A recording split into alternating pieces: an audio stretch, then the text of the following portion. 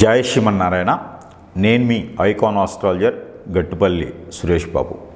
మనకి ఈ 2025 సంవత్సరం రావటం, అందరికీ గ్రహస్థితులు మారడం అంటే ఎలా అంటే నైట్ తగిలేటువంటి లాట్లాగా, అలానే కుడి ఎడమలాగా, అలానే మనకి ఓడలు బళ్ళు అవుతాయా, బళ్ళు ఓడలు అవుతాయా అనే విధంగా ఉన్నాయి గ్రహస్థితులు.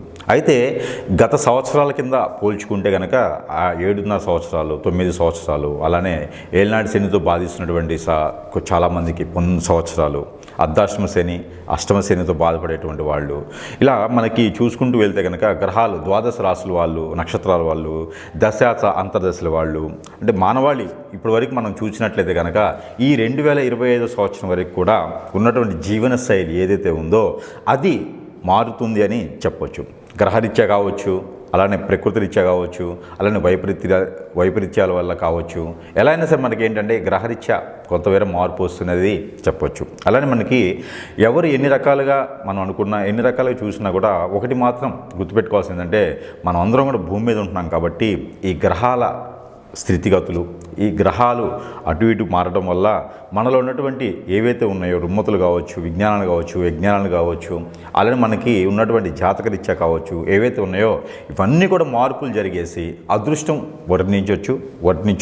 అలానే మనకి ఆ తొలతొగచ్చు. ఎలా అంటే ధనధాన్యాలు కూడా తొలదిగేటువంటి అదృష్టం కూడా ఉండొచ్చు. అలానే మనకి ఈ యొక్క 2025 సంవత్సరంలో అంటే ఎన్నో సంవత్సరాలకు ఒక్కసారి ఏర్పడేటువంటి గ్రహ కూటమి ఉన్నది. ఈ గ్రహ కూటమికి వచ్చేసి ఈ 2025 సంవత్సరంలో కూడా మనకి గ్రహ కూటమి ఏర్పడేదానికి అదృష్టం ఉంటుంది. అలానే మనకి పెద్ద పెద్ద గ్రహాలు ఏవైతే ఉన్నాయో అన్నీ ఈక్వల్గా భూమి కన్నా పెద్దవి, భూమి కన్నా చిన్నవి గ్రహాలు చాలా ఉన్నాయి. అందులో మనకి ఈక్వల్గా ఉండేటువంటి గ్రహాలు కొన్ని ఉన్నాయి. దాంట్లో ఒకటి బుధుడు, అలానే శని భగవానుడు, అలానే మనకి రాహువు కేతులు. వీళ్ళందరూ కూడా ఏంటంటే మనకి ఎప్పుడో ఒకసారి, సంవత్సరాలకు ఒకసారి, అంటే 18 మాసాలకు ఒకసారి, కొన్ని 8 మాసాలకు ఒకసారి ఇలా మారుతూ ఉంటాడు. మనకి ప్రతి నెల చూసుకున్నట్టయితే కనుక రవి భగవానుడు మారుతూ ఉంటాడు. అలానే మనకి ప్రతి 3 రోజులకు ఒకసారి చంద్రుడు మారుతూ ఉంటాడనమాట. అలానే మనకి ఈ గ్రహాలు స్థితిగతులు ఏ రాశిలో ఏ గ్రహం ఉండడం వల్ల మంచి జరుగుతుంది, శుభ ఫలితాలు ఉంటాయి, అశుభ ఫలితాలు ఉండడం వల్ల ఏ గ్రహానికి ఏ దోషం కానీ సంబంధించి కానీ పరిహారాలు కానీ దానికి సంబంధించినవి చేసుకోవడం వల్ల మంచి జరుగుతుంది అనేది చూసినట్టయితే కనుక. అయితే ముందుగా మనకి జనానికి చెప్పాల్సింది ఒక విషయం, ప్రేక్షకులకి చెప్పబోయేది ఏంటంటే ఈ మార్చి మాసంలో 2025 సంవత్సరం ఈ మార్చి నెలలో 29వ తారీఖున సాయంత్రం 4:21 25 అంటే 2025 సంవత్సరం మార్చి 29వ తారీఖు సాయంత్రం 4:21 మనకి ఈ యొక్క ఏదైతే శని భగవానుడు ఉన్నాడో ఈ శని భగవానుడు మీనరాశిలోకి సంభవిస్తాడు, మీనరాశిలోకి రావడం జరుగుతూ ఉందన్నమాట. గత 2.5 సంవత్సరాల తర్వాత మీనరాశిలోకి శని భగవానుడు రావటం, ఆ మీనరాశిలో ఆల్రెడీ రాహువు శుక్రుడు ఉండటం, అలానే వీళ్ళకి మనకి కూటమిగా చూసుకున్నట్టయితే కనుక షష్టగ్రహ కూటమి అంటారు. అలానే మనకి షణ్ముఖ కూటమి అని కూడా అంటారు. అంటే 6 గ్రహాలు ఒకే రాశిలో ఉండడం దాన్నే షణ్ముఖ గ్రహ కూటమి, షష్టగ్రహ కూటమి అని కొంత ప్రాంతీయ భాషలో అయితే షష్టగ్రహ అంటారు, షణ్ముఖ అంటారు. ఈ యొక్క గ్రహ కూటమి రావటం వలన 12 రాశుల వాళ్ళందరికీ కూడా మనం అనుకున్నట్టుగానే జాతకాలన్నీ కూడా మారేదానికి అదృష్టం ఉంటుంది. కాబట్టి ఈ షష్టగ్రహ కూటమి, ఈ షణ్ముఖ గ్రహ కూటమి ఏదైతే ఉందో ఈ షణ్ముఖ గ్రహ కూటమి రవి, శుక్రుడు, బుధుడు, అలానే మనకి రాహువు, అలానే మనకి చంద్రుడు, రవి కూడా, వీళ్ళందరూ కలిపితే 6 గ్రహాలు. ఈ 6 గ్రహాలు కూడా మీనరాశిలోకి రావడం జరుగుతూ ఉంది. తర్వాత వచ్చేసి పంచగ్రహ కూటమి. ఈ పంచగ్రహ కూటమి వచ్చేసి మనకి 31వ తారీఖు మార్చి నుంచి మొదలవుతుంది. అంటే దాదాపుగా ఈ మార్చి మాసం నుంచి ఏప్రిల్ మాసం మొత్తం కూడా ఈ పంచగ్రహ కూటమి, షణ్ముఖ గ్రహ కూటమి, షష్టగ్రహ కూటమి అని పిలుస్తారన్నమాట.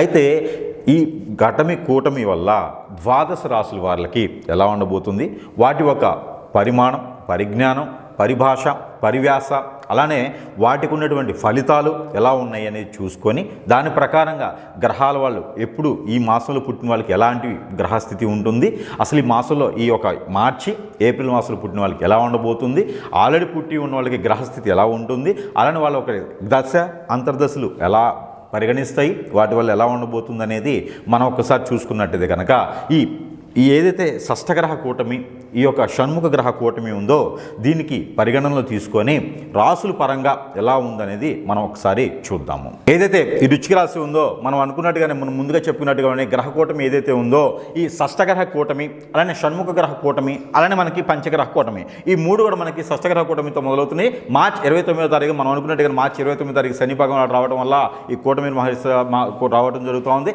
అందులో భాగంగా వృశ్చిక రాశి ఈ ద్వాదశ రాశుల్లో ఒకటి వృశ్చిక రాశి కాబట్టి ఈ వృశ్చిక రాశి వారికి కూడా ఈ గ్రహాల నుంచి దోషాలు కానీ, ఈ గ్రహాల నుంచి వచ్చే దుర్మతులు కానీ, ఈ గ్రహాల నుంచి వచ్చేటువంటి శాపాలు కానీ, ఈ పెద్దల నుంచి వచ్చేటువంటి పూర్వీకుల నుంచి వచ్చేటువంటి శాపాలు కానీ ఏవైతే ఉన్నాయో ఇవన్నీ కూడా తొలగిపోయేందుకు షష్టగ్రహ కూటమి అనేది మీకు అదృష్టంగా భావిస్తూ ఉన్నది. అయితే మనకి చివరిలో చెప్పినటువంటి పరిహారాలు ఏవైతే ఉన్నాయో ఈ యొక్క వృశ్చిక రాశి వారు పాటించినట్టయితే కనుక మీకున్నటువంటి దోషాలు అన్నీ కూడా తొలగిపోయేదానికి ఎక్కువ ఆస్కారం ఉంటుంది. కాబట్టి ఆ మేర ప్రయత్నం చేసుకుంటే మీ అందరికీ కూడా కలిసి వస్తుంది. అయితే మనకి ఈ యొక్క వృశ్చిక రాశి వారు మీరు చిన్న చిన్న పరిహారాలు చేసుకుంటే కూడా అదృష్టం వరిస్తుంది. ఏదైతే గ్రహరీత్యా ఉన్నటువంటి దోషాలు మీకు అందరూ కూడా తొలగిపోయేదానికి విదేశానికి ఎవరైనా వెళ్ళే ప్రయత్నం చేస్తే కూడా విదేశానికి వెళ్ళొచ్చు. కోర్టు వ్యవహారాలు ఎవరైనా ఉంటే కూడా కోర్టు వ్యవహారాల్లో మీకు మంచిగా మీ వైపు వచ్చేలాగా ఆస్కారం ఎక్కువ ఉంటుంది. కాబట్టి భార్యాభర్తల మధ్య ఉన్న వెడబాటు కూడా, పిల్లలు పుట్టేందుకు మీకు వెడబాటు ఉంటే కూడా భార్యాభర్తల మధ్య ఉన్నటువంటి వెడబాటు ఏదైతే ఉందో అది కూర్చొని మాట్లాడుకుంటే సద్దు మరుగుతుంది.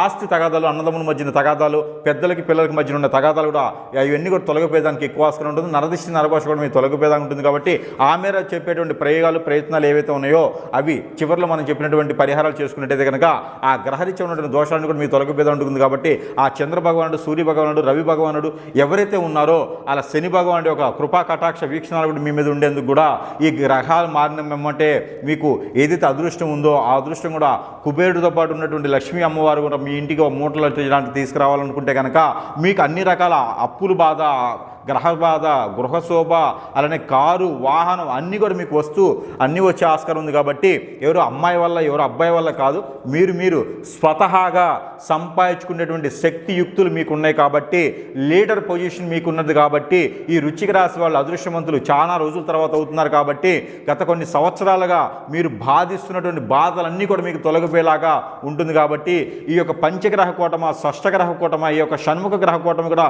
మీకు వరిస్తుంది. కాబట్టి మీ ఇంట్లో ధనధాన్యాలు తొలతూగేలా ఉంటాయి. కాబట్టి ఆ మేర ఈ పరిహారాలు చేసుకున్నట్టయితే కనుక మీ అందరికీ అదృష్టం వరించేలా ఉంది. కాబట్టి చిన్న చిన్న ప్రయోగాలు చేసుకోండి, పరిహారాలు చేసుకోండి. అలానే మీకు ఏదైనా ఆరోగ్యరీత్యా బాధపడే వాళ్ళు కూడా ఈ పరిహారాలు చేసుకుంటే మరీ మంచిది. ఎవరైనా విదేశాలకు వెళ్ళాలనుకున్నా, ఏదైనా పిక్నిక్లకు కానీ పిల్లలను తీసుకొని బయటికి వెళ్ళాలనుకున్నా కూడా మీకు వెళ్ళేదానికి ఆ రకంగా బాగుంటుంది. కాబట్టి మీకు stress feel, mind feel, job increment, అలానే జాబ్ ఎక్స్చేంజ్ కూడా మీకు అవకాశాలు ఉన్నాయి. కాబట్టి ఖచ్చితంగా మంచి జాబ్ చూసుకోండి. మంచి జాబ్ చూసుకుని మీకు అన్ని రకాల అన్ని రంగాల్లో కూడా రాణించేందుకు మీకు బాగుంటుంది. కాబట్టి ఈ యొక్క చిన్న చిన్న ప్రయత్నాలు చేసేసి మీరందరూ కూడా అదృష్టవంతులు అవ్వాలి. ఈ చిన్న ప్రయత్నాలు కూడా చేయండి, అందరూ అదృష్టవంతులు అవుతారు వృశ్చిక రాశి వారు.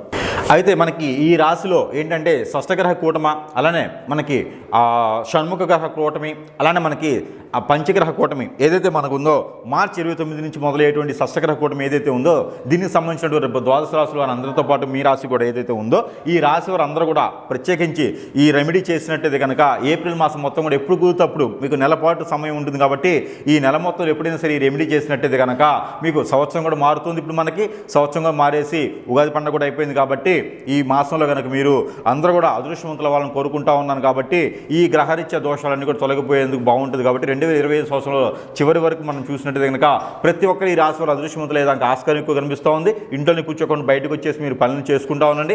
ఎవరి మీద ఆధారపడకుండా ఉంటారు. కాబట్టి ఖచ్చితంగా ఈ రాశి వారు చాలా బాగుంటుందని నేను కోరుకుంటా ఉన్నాను. అయితే మనకి ఈ రాశి వారికి ఇంకా కొంచెం మంచి జరగాలనుకుంటే కనుక ఈ ఒక చిన్నపాటి పరిహారం చేసుకున్నట్టయితే ఇంకా బాగుంటుంది. కాబట్టి ఆ పరిహార నిమిత్తం కూడా మనకి మీరు ఏదైతే ఉన్నాయో ఈ యొక్క దీపారాజన చేసుకుంటే మంచిది. ఎలాంటి దీపారాజన అంటే ఏదైతే మీకు అఖండ దీపం అని కానీ లేదా ఉప్పు దీపం కానీ నిమ్మకాయ దీపం కానీ చేసుకుంటే మీకు చాలా మంచి జరుగుతుంది అనమాట.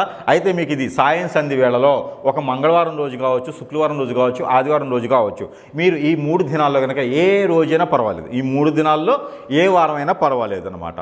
అయితే ఈ వారంలో కనుక ఈ మాసం మొత్తం కూడా ఒక వారం కుదరకపోతే మరొక వారం చేసుకోండి. మాసం మొత్తం కూడా మీరు ఉప్పు దీపం కానివ్వండి, అలానే అఖండ దీపం కానివ్వండి, లేకపోతే నిమ్మ తొల మీద దీపారాధన చేసినట్టయితే కనుక మీకు అదృష్టం వరిస్తుందని చెప్పొచ్చు. అయితే అమ్మవారి ఆలయంలో చేసినట్టయితే మరీ మంచి జరిగేదానికి ఆస్కారం ఎక్కువ కనిపిస్తుంది. కాబట్టి కనకదుర్గమ్మ ఆలయంలో కానీ లలిత అమ్మవారి ఆలయం, మానసదేవి అమ్మవారి ఆలయం, ఇలాగా మీకు అమ్మవారి ఆలయాలు మీ సమీప దూరంలో ఎక్కడైతే ఉంటాయో అక్కడ కనుక మీరు దీపారాధన చేయాలి. అలానే రాఘవేంద్ర స్వామి ఆలయంలో కానివ్వండి, అలానే సాయిబాబా ఆలయంలో కూడా మీరు దీపారాధన చేసుకునే దానికి మంచి జరుగుతుందండి. అలానే మీకు ఏదైతే మైదా పిండితో చేసినటువంటి వస్తువులు ఏదైతే ఉందో, రొట్టెలు కానివ్వండి, హల్వా సంబంధించి ఉంటుంది, మైదా పిండి చేసేటువంటి బ్రెడ్ హల్వా కానివ్వండి, ఇలాంటి ఏదైనా గసగసాలు ఎక్కువ వాడేసి గసగసాలు కిస్మిస్ ఎక్కువ వేసేసి మీరు నేతితో కనుక ఈ హల్వా చేసేసి మీ స్తోమత కొందే చేయండి.